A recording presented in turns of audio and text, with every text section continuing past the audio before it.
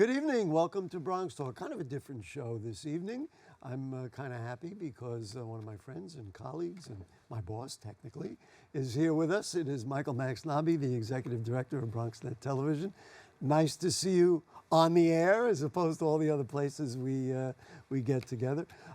It's always an honor to be with you, and a neighbor as well. And a neighbor as well. And we're going to talk about that. We're going to talk about what's behind him in just a moment. But let's let people get to meet Michael Max and find out how he got involved. Now, let's see, you went to Bronx Science. I went to DeWitt Clinton. So we won't get that between us. But we both went to Lehman College. Correct. And graduated Lehman College.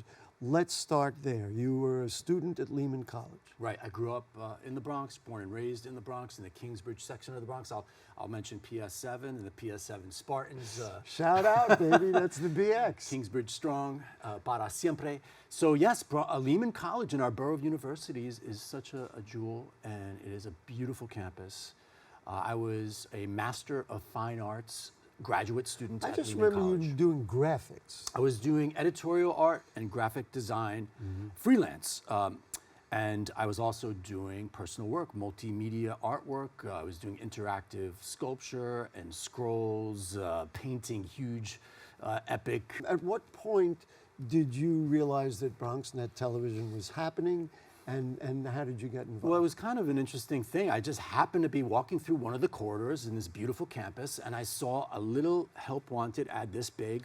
A graphic designer wanted for what would be a new TV station. It didn't mention BronxNet or anything. So this was before BronxNet even started in, I guess, 1993. It was 92. 92. This was 92. This was at the end of 91 into 92.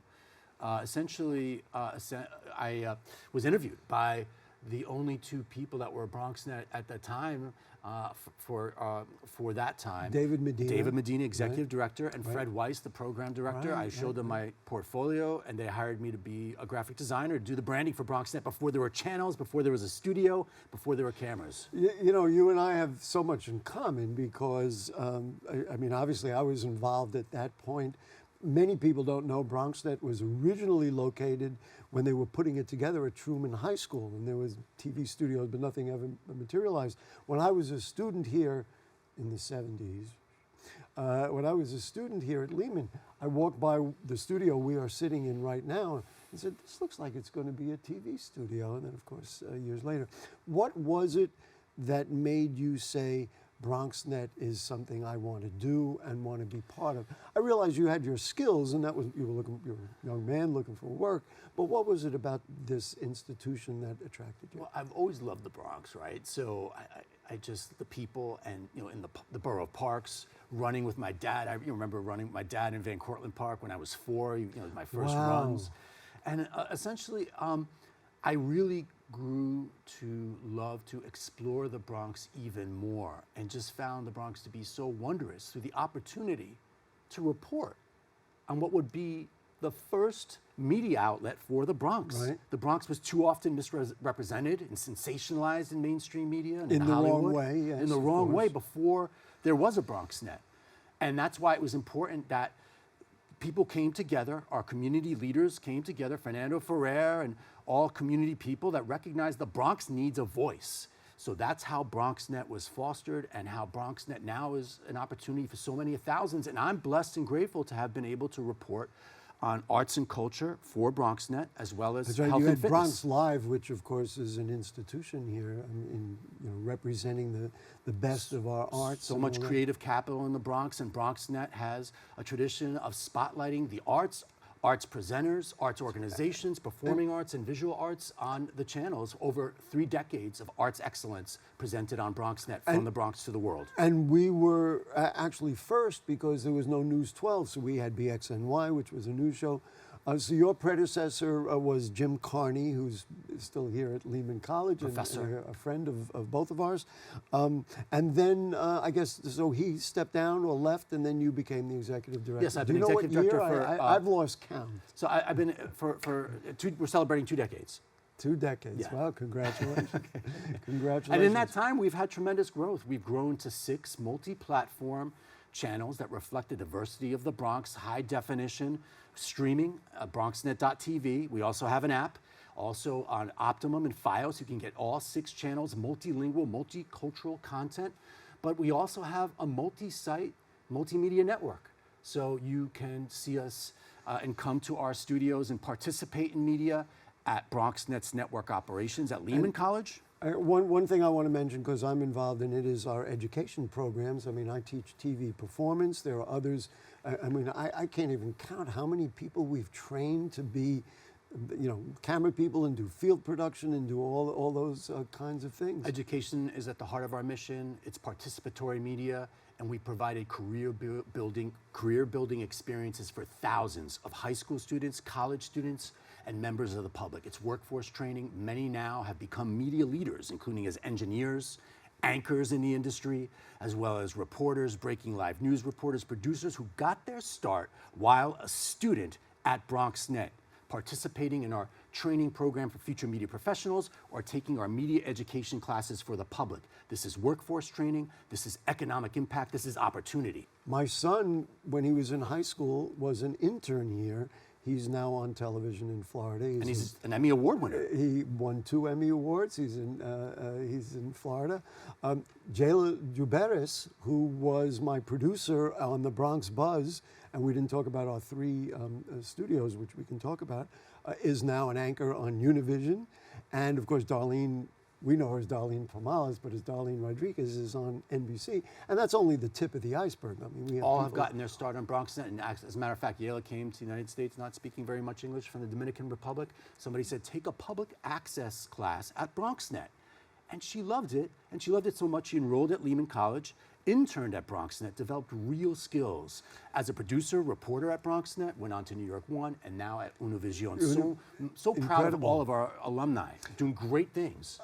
What is it about what we do? Because you champion it everywhere. What is it about that really reaches you personally, that says, wow, this is a good thing. This is what we need to keep doing? These are underreported stories, untold stories. These are stories from the community voices that are presented on BronxNet.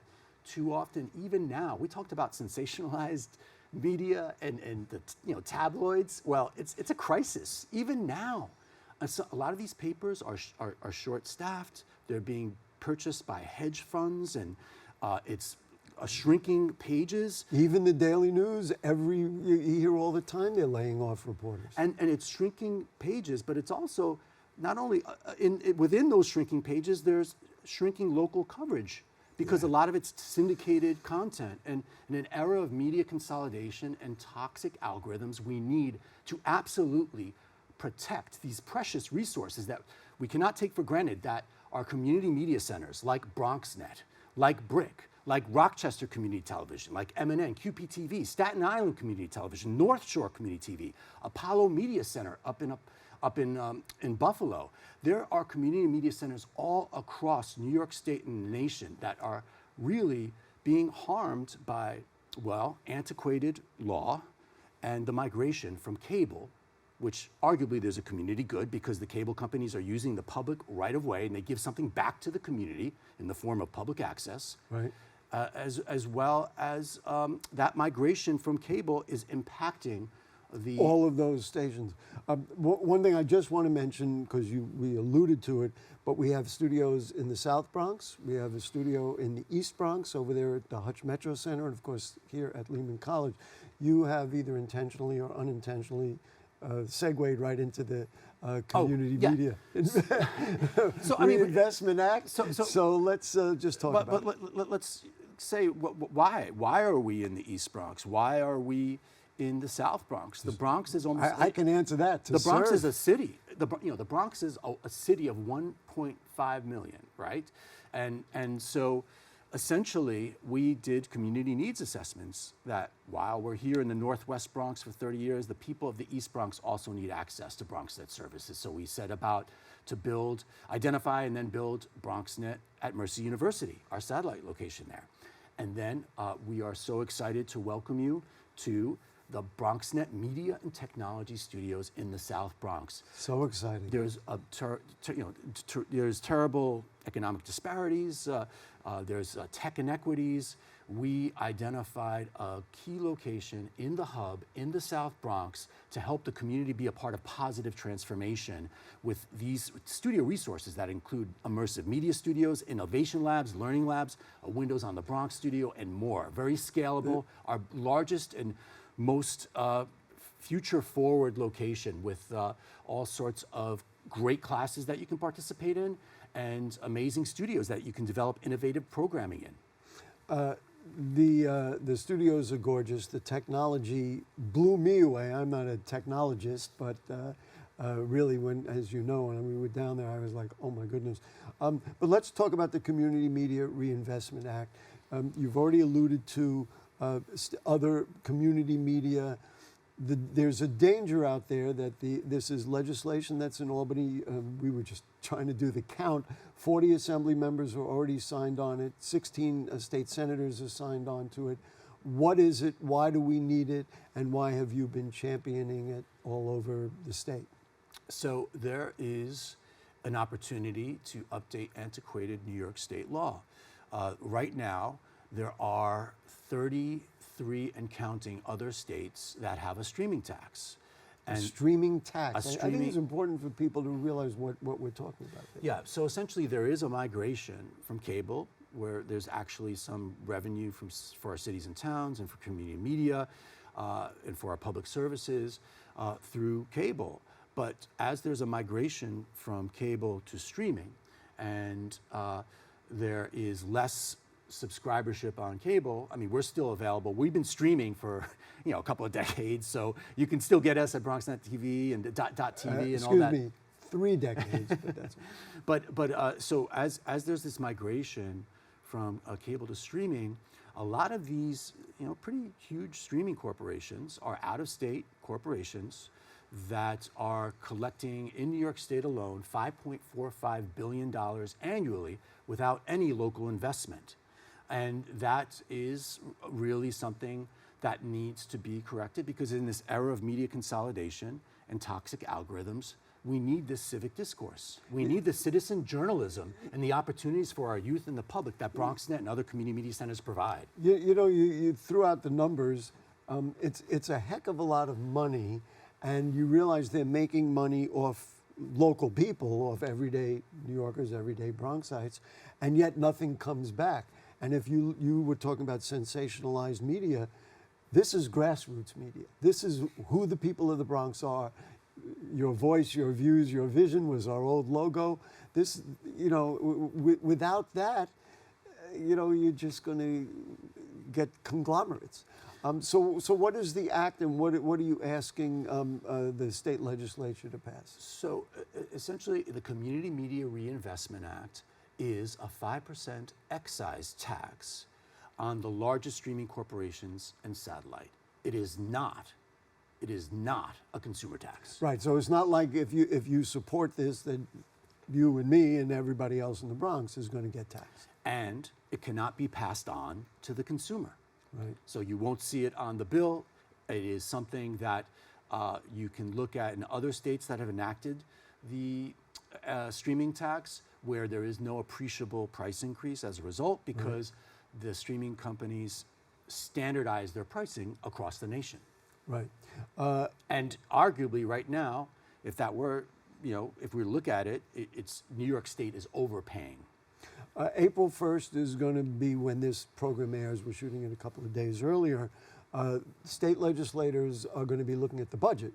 And the first report I saw this morning was they're going to be late on the budget. How do you get this to them so that they will say, you know what, we ought to attend to this? So first of all, we really have to thank champions for our communities across New York State and champions for the Bronx who have stepped up to update antiquated law and who recognize this opportunity. 40 assembly members, 16 senators. Our sponsor for the Community Media Reinvestment Act, A5900A, in the Assembly Member Michael Benedetto from the Bronx, and he is the chair of education, and clearly education and participatory media is at the heart of what we do. But we also have from the Bronx sponsors that include Assemblymember Reyes, Assemblymember Burgos, Assemblymember Dinowitz, Assemblymember Jackson, Assemblymember Septimo, and Assemblymember Zaccaro, Assemblymember Tapia, Assemblymember Alvarez, and counting. And we thank our co-sponsors from all across New York State, as you correctly say, 40 and growing. And on the Senate side, we thank our bill sponsor. It's S2581A. You got it right on the poster there, yes. And it's from Brooklyn, Senator Kevin S. Parker. And on that bill, as co-sponsors, we have, again, champions from the Bronx, but from all over. But I want to thank Senator Jamal Bailey, co-sponsor. Chair of the Bronx Democratic Party. Senator Natalia Fernandez, as well. Senator Sepulveda is on there, Senator Sepulveda is absolutely on there and has been a force. And friends like Senator John Liu have been very supportive. Gunardes. And you know, I want to add one thing which they realize, and of course I handle a lot of the, if not most of the political programs here on BronxNet, they appreciate the opportunity to talk to their constituents. And so you say, well, someone like John Liu, who ran for controller. Bronx Science alum. And a Bronx Science alum, but he ran for controller. He was right in this room, and we did a debate, and he's been on here a few times. He understands the importance of what we do, giving him the opportunity, unfettered, without exaggeration, to be able to communicate one-to-one with his constituents. Our elected representative to the Senate, Senator Robert Jackson, is a co-sponsor to You say our because we live in his district. Thrivability, health and wellness. He's got an ear to the ground. And we were talking about arts and culture. A champion for arts and culture, Senator Jose Serrano, is also a co-sponsor of the bill. Of course, he's a chair of the Arts and Culture Committee up there. What's it going to take now at this point? Now, I mentioned, well, of course, they're going to be distracted, but what is it going to take? So I would say that we have been raising awareness about this opportunity with our state leaders in the executive office, as well as both branches of the state government. And leadership is listening and hearing what we have to say. Carl Hasty to say yes. He's been on the show, I can tell you, several times. And Speaker Hasty and Senator Majority Leader Senator Stuart Cousins and Governor Hochul, we've kind of raised awareness about this opportunity, that this is a $300 million opportunity for New York State annually. That's economic impact. What we're talking about is local jobs. What we're talking about is career building experiences for youth and workforce training for the public, certifications. That's economic impact that is critical now more than ever. Again, in an era of media consolidation and toxic algorithms, we need to protect and sustain community media. This is 21st century public services. What we provide here is working towards digital equity and digital literacy. Is what we both do every day. Do you get the sense, and I'm not really close to this, do you get the sense that this is a political issue? Like, are the lines drawn red and blue in this? Or is it not really like that? Because goodness gracious, we serve everybody. I mean, it's about the community identity, right? So. Yes. No, I agree with that 1,000%. So we've from both sides of the aisle, we've heard support and we've gotten some support. From the Republicans, so I think the vast majority of our sponsors and co-sponsors are in the Democrats, but certainly they the other side recognizes that this is important. This is about what the community is about. This is covering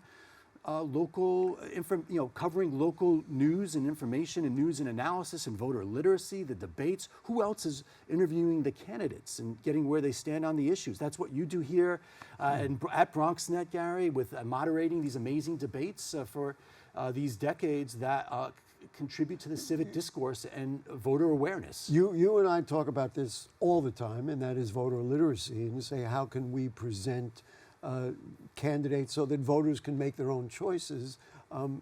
I would think that doesn't matter what party you're in, you would have to support that. Do you hear objections that people say, oh, no, we don't want to, people up in Albany say that we don't want to support, or it's just a matter of getting to everybody and saying, I think, we want to do this?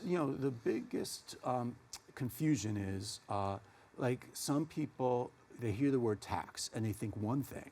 But what we have to We're raising taxes. Yes. Right. So, but I what understand that. we emphasize and what we make clear and what we clarify is that this is not a consumer tax. The Community Media Reinvestment Act is not a consumer tax. It's an excise tax on, for the most part, huge streaming corporations, huge corporations that are out-of-state corporations, to make sure that there's some local investment in an equitable way. This is revenue for our cities and towns, like the Bronx in New York City. This is revenue for community media centers all across New York State. It's also revenue, Gary, for communities that don't have community media but need broadband, that need broadband infrastructure.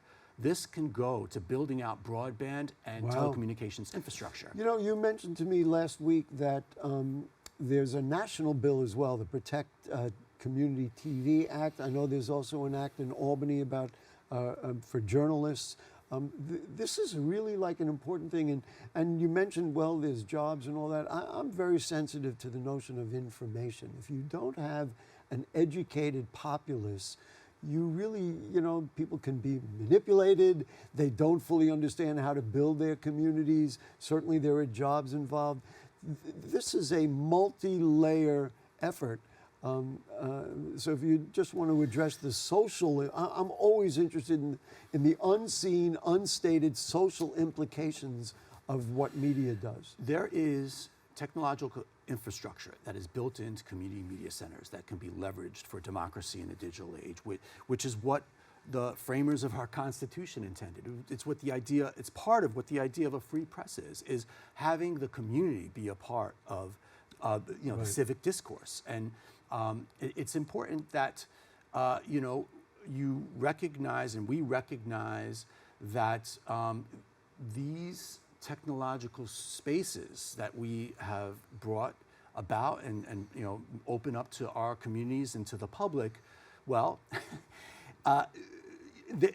they are really kind of future forward in a way that engages people, that welcomes people, and that can be even more fully supported and leveraged. Yep. And this bill does that because there are community media centers with robust studios that currently have zero paid staff because of what's happening. There's a crisis. Let's leverage these technological resources and here's opportunities. An opportunity to do that. I want to ask you one important question, and folks will see on the right side of our screen, there's a QR code. We'll talk about how to support this effort. I'd be remiss if I didn't ask you about, there was a headline in a story in the Riverdale Press recently and a story in the Daily News that didn't make you happy about alleged malfeasance on our board. I'll give you an opportunity to just address that. Oh, absolutely. Thank you. So, yes, so what is alleged is completely false. I will say, if you read between the lines, and there is a very important story that could be told that wasn't told in that article, but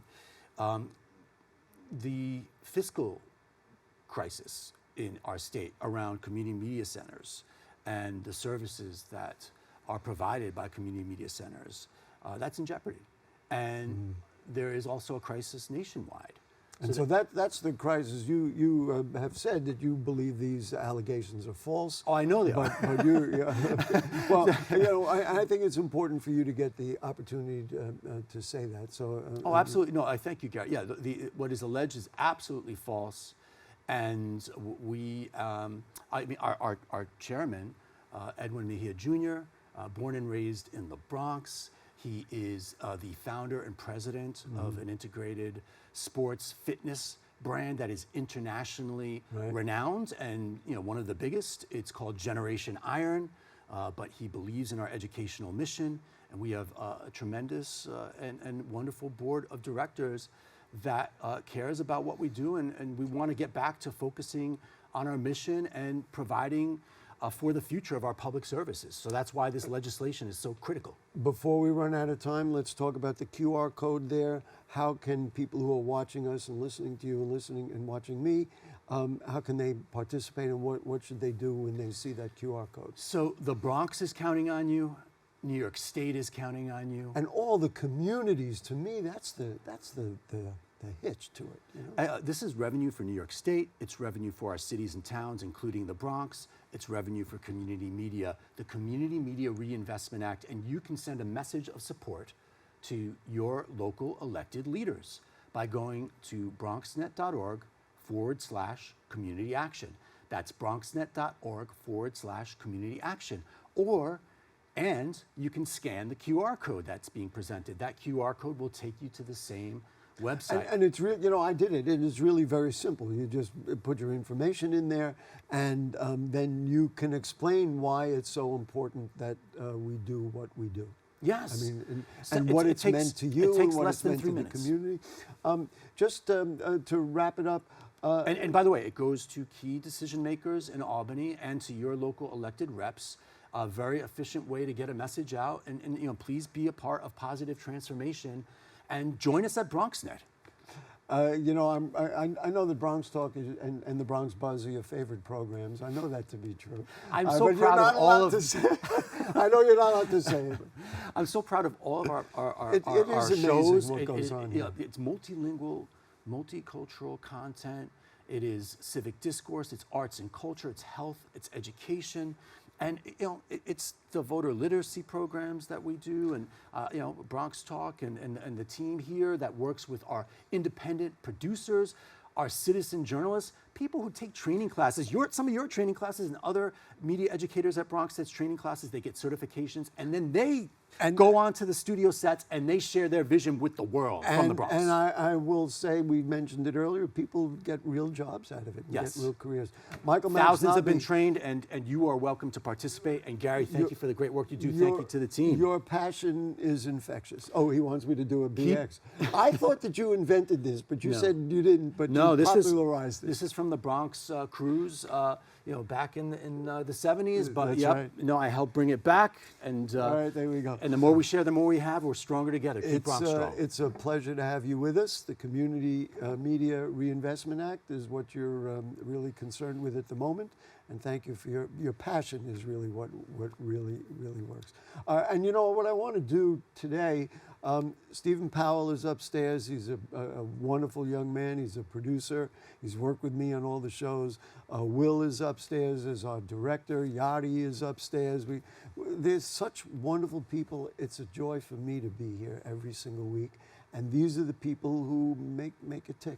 Thank I'm you so grateful much. for our team, grateful for our community producers, and you know, grateful to be here with you. All right. We'll see you around town. All right. Folks, you know, next week we'll have a wonderful show talking about what communities want in their neighborhoods with the Bronx Community Foundation. Dr. Misha Porter will be here. Great show. Yes, all the shows are great. So if the curtain don't fall and the creek don't rise, we'll see you then. Good night.